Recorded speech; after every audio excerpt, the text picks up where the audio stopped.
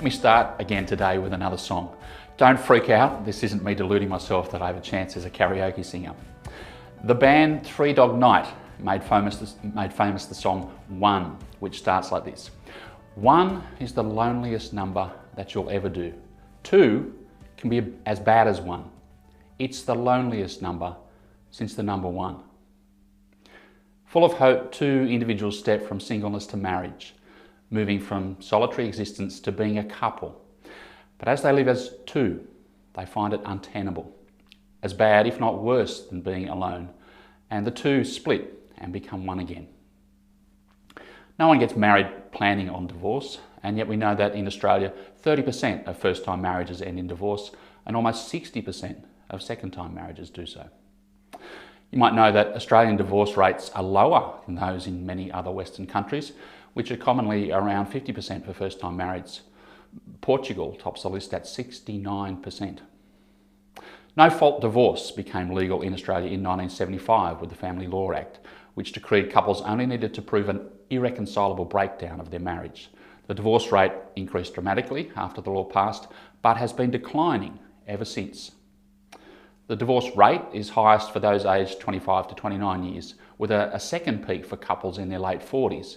This reflects the fact that the proportion of couples divorcing who had been married for 20 years and longer has been increasing in recent decades. And divorce rates across the board are predicted to spike again because of the issues connected to the coronavirus.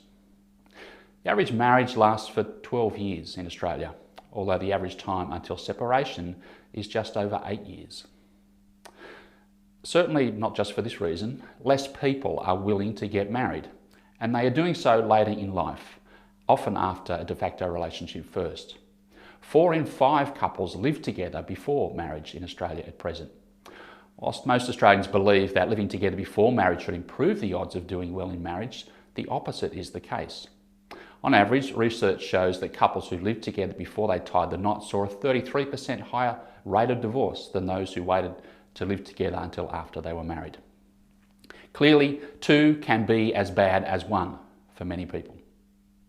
All relationships include tensions and struggles, and everyone who enters marriage will find suffering as well as joy because of these troubles, as Paul writes in verse 28 of our chapter in 1 Corinthians. But some marriages can bring terror, despair, or permanent harm. Sometimes this is largely one-sided and the marriage is broken or ended because of the actions of one partner, no matter what the other does or wants, and it involves great hostility. In other relationships, the hurt and harm is more mutual. Even when a couple splits amicably, the breakdown of the relationship and its formal ending in divorce is painful, and for some it is devastating. For Christians who divorce, the distress is frequently overlaid with a heavy sense of failure and shame. In its efforts to highlight the great value of marriage being based upon a covenant whereby the couple promises to stick together with each other as long as they both shall live, often the church has stigmatised those who are divorced. Frequently, this has even been overt and deliberate. Divorced people in some traditions are excluded from fellowship or from celebrating communion. In others, they are barred from ministry positions like being a pastor or leading a ministry group. Well-meaning church members also pressure people to stick in toxic marriages. I still regularly hear friends of those in troubled relationships advocating prayer and patience well beyond what is reasonable and retrievable. Time will not allow me today to discuss the personal and pastoral aspects of going through a divorce or of supporting someone who is. But if I could make one plea from experience, if a friend says to you that they are considering separation or divorce, please do not put pressure on them to change their mind. Even if the person is a very close friend, experience and repeated studies show that rarely do they convey the full details of what is happening for them, especially in those early stages. So we must never assume that general comments they make about the relationship are all that there is to the situation. For example, it can be very difficult, for a whole range of reasons, to disclose domestic abuse or violence, especially in a church context where the whole family is known. Many things will make someone hesitant to do that, so you may well be unknowingly pressuring someone to go back into danger or disaster. Even where this is not the case, We do not have the right to push others to comply with our ideas of what we would do in their situation, because we are not them and not in their situation. Instead of discussing these important things to improve our responses, I'll have to limit myself today to a very brief survey of the biblical teaching about the grounds of divorce. I do that because this is frequently what drives much of the guilt for those divorcing and the pressurising by their friends. As people trusting and having allegiance to God and His authority over our lives, we have the highest regard for His communication in Scripture, and so we want to properly understand and be guided by the teaching found in the Bible. But as soon as I say this, you might rightly think, well, different denominations and individual churches and particular pastors and scholars at various times in history have all taught every manner of conflicting things as the proper biblical view. So how on earth do I know what is right? I hope this reminds us to be humble in our approach. And whenever we say, this is what the Bible says, we are actually saying, this is my understanding at this moment of what the Bible says and means by what it says. Quoting this verse or that does not change the fact that all reading and understanding of any text requires interpretation. And it's a skill and art form required of every disciple of Jesus to develop if the text of the Bible is to be used as our guide in living. So my encouragement for all of us is to try and reflect on the best biblical scholarship, which, as in many other areas of theology and life, has developed and moved. So we need to be open to new learning, even if it differs from our previous strongly held viewpoints. My hope is that we will all keep thinking and reading and talking things through so we can learn together, trusting, as Paul said elsewhere, that God will make things plain to us in due time. So, what does Paul say here? As Paul indicates in verse 9 of chapter 5, he'd written to the Corinthians in a previous letter instructing them not to associate with the sexually immoral people. As he says in verse 10 of that chapter, they had misinterpreted this in a number of ways, such as thinking they had to cut themselves off from any friendship or dealings with their neighbours, as revealed in their letter to him in response. So here in chapter 7, Paul is dealing with some of the further specific questions and misunderstandings they have drawn from his previous teaching, especially about the place of sex and sexual desire in marriage and outside of it. In our reading for today, Paul turns to those who are now married but not wanting to be, and so are considering divorce. He writes in verses 10 to 11 to those couples where both husband and wife are Christians and part of the church community in Corinth. He says, "To the married I give this command, not I, but the Lord. A wife must not separate from her husband, but if she does, she must remain unmarried or else be reconciled to her husband. And a husband must not divorce his wife." Marriages break down for many reasons. Because most marriages were arranged in the ancient world, there was no assurance of harmony between the couple, and it was likely there was not much affection, at least initially. As we've seen in previous weeks, marriages weren't entered into out of love or desire, so it was common that people sought these things outside of their marriage relationship. The basis of a Roman marriage was simply the intent and agreement to live together. No legal or formal ceremony was required, though many preferred to have one. Equally, there was no public legal act required to dissolve a marriage, although divorce certificates could be obtained and were useful, especially for women, because they were obliged to record the phrase, "You are now free to marry any man you wish." Normally, divorce occurred when the husband declared the formula, "tuas res tibi habito," which means take your things and go. Divorce was so common that most marriages in the ancient world ended in divorce rather than death, which is quite remarkable given how frequently people died young, because, for example, 1 in 5 pregnancies were fatal. Women had the same rights as men to divorce, at least officially, but in practice it was more difficult for them, and those who wished to end the relationship might simply have to flee to separate. Interestingly, here in verse 10, Paul starts with married women. Perhaps those women who had come to faith and were now worried about the immoral background of their husbands, despite them also having come to faith and being part of the church community. And so they wondered if Paul would want them to abandon such men. This is why Paul encourages the whole church community back in chapter 6 verse 11 by recognising that yes, some of them were highly immoral, but now they've been washed, set apart and made right with God through their union with Jesus. And this is how all of them should now see each other. Hence, these wives must not think of their husbands as so permanently tainted by their past that they need to split and start again with someone else. It's the present which counts. But if, as he says in verse 11 of this chapter, they have already taken this step and separated because of conscience, they should either stay separated or reunite with their husband. He is giving them permission to now embrace the freedom of remaining single. What they must not do is move on and start again with someone else in a new marriage. And as he does throughout this passage, he makes the same point to husbands to balance it out. Then in verse 12, he addresses the rest. Who are these married people, the rest? These are couples where one person has become a Christian and the other has not. Another misunderstanding of Paul's previous teaching about avoiding the immoral was made by the Corinthians as they misapplied this to the question of mixed marriages. Their logic was that to keep separate from those who are not following the way of Christ would include your unbelieving spouse, and so it was right to divorce them as an act of faithfulness. In later centuries, Tertullian stated categorically that believers contracting marriages with Gentiles are guilty of fornication and should be excommunicated. This logic even raised anxiety regarding the status of children in such mixed marriages and how they were related to a community which is holy. These are all questions about the importance of boundaries, which are present in all societies, including ours. So what will Paul advise? From verse 12, he writes, "To the rest I say this, I, not the Lord. If any brother has a wife who is not a believer and she is willing to live with him, he must not divorce her. And if a woman has a husband who is not a believer and he is willing to live with her, she must not divorce him.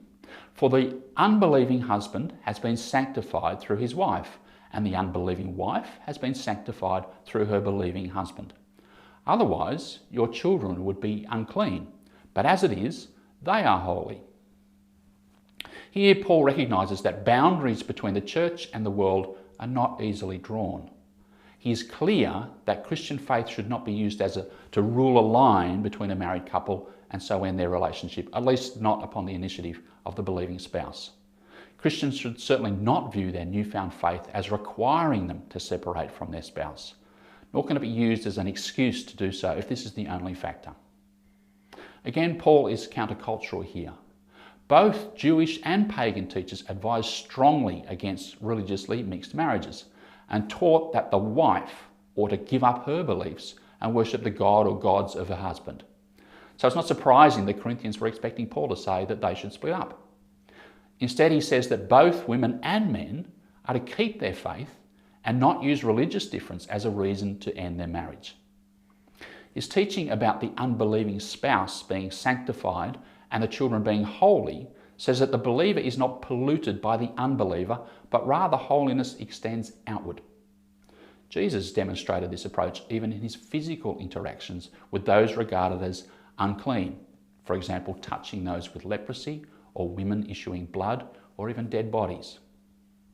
Paul is not saying that by being married to a Christian or being the child of a Christian parent, it means that everyone in the family is Christian, so already saved.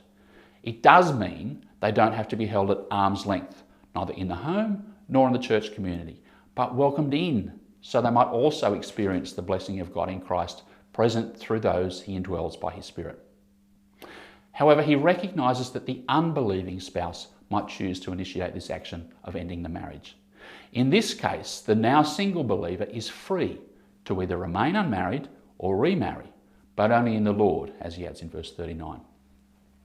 Verse 15 continues, "But if the unbeliever leaves, let it be so. The brother or the sister is not bound in such circumstances. God has called us to live in peace." Paul recognises and gives freedom to the will or choice of the non-Christian spouse, most notably even if this one is a woman and was expected to comply with her Christian husband's beliefs according to the cultural standards of the day. Paul really sees marriage as a genuine partnership of equals. No one should force another against their will in anything. People are to consent and act freely. Which raises the question, what freedom does the Christian spouse left behind now have? Are they free to remarry, or must they live in a constant state of separation, neither married nor truly single, as some churches advocate today? Then and now, it is possible to separate and reconcile. And Australian law recognises this possibility, requiring a couple to be separated for at least 1 year and 1 day before divorce can be enacted. But as an ongoing strategy, this was never considered in the Roman world. But more importantly, Paul's words here are literally dismiss and separate from, which, unlike how we use them now in English, all meant divorce in the Roman world. Separating was one way of divorcing, that is, by simply leaving your partner, and the other way was by dismissing them and telling them to leave you. But all these terms are synonyms and all refer to divorce. So we must not read back into the New Testament our practices and meanings of these words. It's not only misleading, but goes against what is being taught. There was no middle state, and nowhere is it considered in the New Testament. You are either single or married, not stuck in the limbo of perpetual separation, being single yet not allowed to marry. When Paul says that they are not bound, he means they are free and can remarry, which is the only freedom which makes sense in this context. If the divorce was granted legitimately, both culturally and in the Bible, it always entails the right to remarry, which is reinforced in verse 39, where Paul is speaking about widows there, but uses the exact and critical phrase written on all Jewish and Roman divorce certificates that she is free to marry whoever they like. But he changes the qualification found on Jewish certificates, which said any Jewish man she wishes, to any Christian one, anyone in the Lord. Not to do so would have undermined all that Paul has taught about the value of marriage as the proper place for healthy sexual expression for those desiring it. David Gushee says wisely, and in congruence with the issues plaguing the Corinthians, permanent separation without the possibility of divorce or remarriage would also violate the creation good of sexual fulfillment and open both people to the likelihood of sexual immorality. Paul emphasises the importance of living in peace in verse 15. Even if things go against what we might hope, including in our marriages, we must adjust and let it be so, rather than being trapped in regret and pointless commitment for the sake of it. Indeed, to quote David Gushee again, this is a way of saying that the creation good of companionship matters, and that its opposite, constant conflict, is a dismal way to live. This talk of freedom and peace leads Paul naturally to give a second reason for the Christian spouse not to automatically divorce, because they might become the means of the unbelieving one coming to be saved. Verse 16. How do you know, wife, whether you will save your husband? Or how do you know, husband, whether you will save your wife? Is Paul being optimistic or pessimistic in verse 16? He might be pessimistically saying, do not try and keep up your partner at any cost because you can't be sure you'll succeed. Or he might be optimistically saying, you already sanctify the other and you may well win them entirely for Christ, so don't give up hope. Peter expresses a similar hope in his first epistle, chapter 3, about wives winning their unbelieving husbands without a word through their behaviour, demonstrating the power of the gospel to transform life. Maybe the answer is that Paul is being both, with the realistic encouragement of you never know and the warning you cannot assume. So, in summary, what have we learned about Paul's teaching on divorce? Fairly clearly, Paul permits, but he does not command divorce in such a case of mixed marriage, and he allows divorce and remarriage where a spouse leaves. Yet notice how Paul gives these directions. Paul pushes us back to the oral tradition of Jesus. In verse 10, he and the Corinthians can recite the direct teaching of Jesus, and so Paul can give a clear command. In verse 12, he has no direct words from Jesus which speak to the situation of mixed faith marriages. because Jesus was moving amongst and teaching mainly Jews, whilst Paul in the Hellenistic world, where a Jew or Christian is married to a pagan, and so he must give his own instruction. But he bases his authority as an apostle on his own calling and authorization from Jesus as a sent one. His method of instruction reminds us to consider the issue of divorce in the light of all the scriptural teaching, and not make one verse or saying speak alone or be interpreted without consideration of what is said elsewhere. Paul has already been doing this in all that he has said about marriage, even before he gets to the topic of divorce. Paul has been drawing upon common Jewish tradition, also preserved in the collection of 2nd century Jewish writings known as the Mishnah, about what obligations husbands and wives had to one another. The key passage from the First Testament is a strange one, in Exodus 21:10, which concerns a married Hebrew man who buys a slave whom he takes as his wife, but then marries another woman and so now has two wives.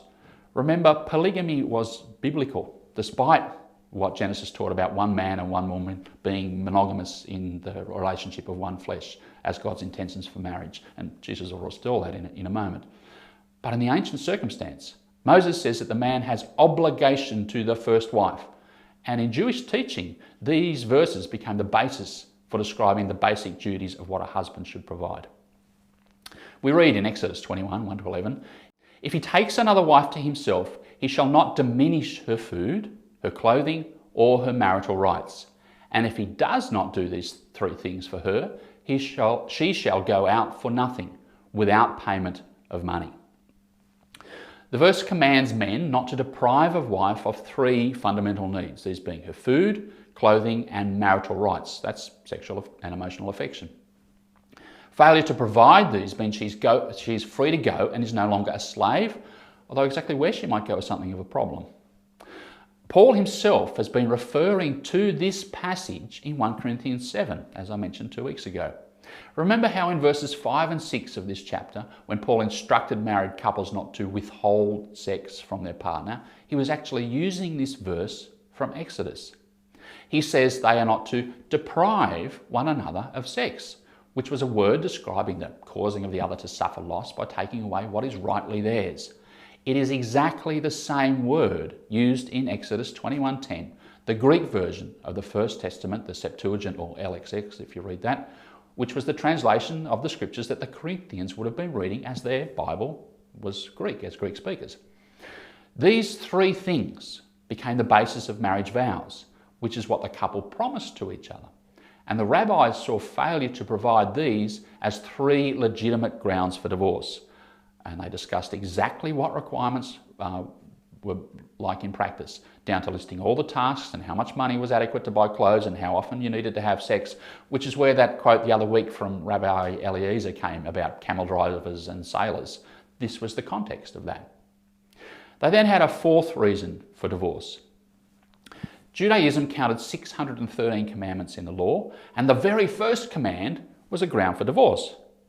I'm sure you know the verse, but you might never have interpreted it as such. In Genesis 1:28, God commands the man and the woman to be fruitful and multiply. This was applied to mean that all faithful Jews were therefore expected to marry and procreate, and so childlessness became a permissible but not compulsory ground for divorce because it meant you were not keeping the command, or at least you could blame your spouse for it and try again with someone else. This idea as grounds for divorce was later expanded, as is the rabbinic way, to include impotence or a husband working in a smelly occupation or having other physical defects that made him repulsive. And finally, there was the most significant and debated fifth reason. Divorce is never formally introduced in the First Testament, but simply appears as an existing practice when it finally is specifically mentioned in Deuteronomy 24:1-4. This assumes it was already being practiced, and what is offered are case law applications to regulate its legality in society as the now divorced wife moves on in her life. It starts, if a man marries a woman who becomes displeasing to him because he finds something indecent about her, and he writes her a certificate of divorce, gives it to her, and sends her from his house, then ... English versions smooth out a complicated Hebrew construction, tying things together with the use of the word because, and making the indecency refer to something about her, when literally it is indecency of a matter. Without getting bogged down in all this now, the original strange phrasing meant Deuteronomy 24:1 was interpreted in two major directions. A conservative school limited the grounds for divorce to indecency, understood as sexual immorality like adultery, and a more liberal school permitted a man to divorce for nearly any reason based on the language of his wife becoming displeasing to him. Both groups were appealing to the same verse of Scripture as the authority for practice. Technically, only a man could divorce his wife for adultery because he was allowed to have more than one wife. He could only offend or commit adultery against another man by using his wife. But what about the displeasing school? How trivial did the thing have to be? I'll resist making all sorts of sexist jokes at this point to illustrate because they were already made in the ancient lists and discussions, which are pretty tragic if you read them. But an important answer was given by a famous rabbi a few decades before Jesus. He was Rabbi Hillel. He wondered why Moses had used the phrase cause of sexual immorality when he could just have said sexual immorality. Of course, Hillel was doing this in Hebrew, and so he reasoned that the superfluous word pointed to another ground for divorce, a cause, which he concluded meant any cause. Any cause became the technical and theological legal term. It also became the most popular grounds for divorce by Jesus' time. The any cause divorce could only be used by men, and it meant you didn't need to embarrass yourself by admitting in court in front of your neighbours that your wife was refusing you sex or you couldn't get her to cook for you. You just had to have a cause in your head, any cause, and then write out the divorce certificate and give it to your wife and tell her to go. This was the type of divorce Joseph was going to give Mary when he found her pregnant before their marriage, although he was going to do it to save her from embarrassment, despite having the obvious proof to present to the court that Mary was no virgin, if you'll excuse my clumsy way of saying so. We need to know all of that when we read the debate Jesus has about divorce, because if you don't, you miss the whole point of the conversation. Just as at the start of my talk when I mentioned Australia's no-fault divorce law introduced in 1975, if you're from another culture or time and you heard this, you might wrongly think it meant no one did anything wrong in the marriage, but the divorce sort of just sprang out of nowhere, ambushing the poor couple. Or that it meant you got the paperwork correct at the Department of Births, Deaths and Marriages. There were no mistakes on the form, no faults. It's the same with the term any cause divorce. But not everyone agreed with this type of divorce. The rival school to Hillel was led by the disciples of Rabbi Shammai, who said the verse in Deuteronomy meant nothing more than sexual immorality, and there was no any cause basis to divorce. There are copious discussions of the matter from the time which have come down through history to us, and so we know this is the background and meaning behind the questions posed to Jesus. So, whose school would Jesus side with us on this issue? Hillel or Shammai? This is what they wanted to know, and what Jesus was being asked as recorded in the Gospels. Matthew 19:3 reads literally, as it is in the ESV, "Is it lawful to divorce one's wife for any cause?" I've put it in quotation marks to show it is a technical term, but anyone in Israel from the time would have not needed these. We wrongly have this frequently interpreted into English, and the church has understood this to mean, is it lawful to divorce one's wife for any reason? But no Jew would have asked that, because the law was very clear that there are at least 5 reasons. The debate was whether there was a 6th one, the any cause divorce. This was so obvious to a first century Jewish reader of the Gospels that you didn't even need to include it, which is what Mark's version of this conversation does. Like when we ask, is it legal for a 16-year-old to drink? We all mentally add the words alcoholic beverages at the end of the question. It would be stupid to ask if our laws allowed teenagers to consume any liquid. But this is how we wrongly read the Bible here if we don't know this background. There are reasons this was forgotten in the history of interpretation, including the destruction of the Jewish society in AD 70 when the Romans brought cataclysmic destruction on Jerusalem. In the rubble, many of the groups and factions disappeared, including the Sadducees, Herodians, Qumran, Essenes, and the Shammaiite Pharisees. The only type who held significant authority were the Hillite Pharisees. And so their view became the only view. And so the phrase, any cause, was no longer needed. You just said divorce. And a few generations later, no one remembered there was such a thing as any cause. But much of this information has been commonly available to Jewish and Christian scholars since at least the 1850s. But sadly, the church resists change, especially when it comes to changing passionately held doctrines. I've tried to step through this as quickly as I can, but if you want to read about all of this, I refer you to the works of, I think, the leading evangelical expert in the field on this topic, David Instone Brewer. He's a British Baptist who's a research fellow at Tyndale House in Cambridge. But the essential thing to realise in interpreting the discussion in Matthew 19 is that Jesus is answering clearly a direct question being hotly debated at the time. He sides with Shammai on this topic. On other issues of debate, he'll go with Hillel. Therefore, Jesus' ruling is that such divorces are invalid, and hence anyone divorced in that way who remarries is actually themselves now committing adultery. This is what the teaching on remarriage means in the Gospels.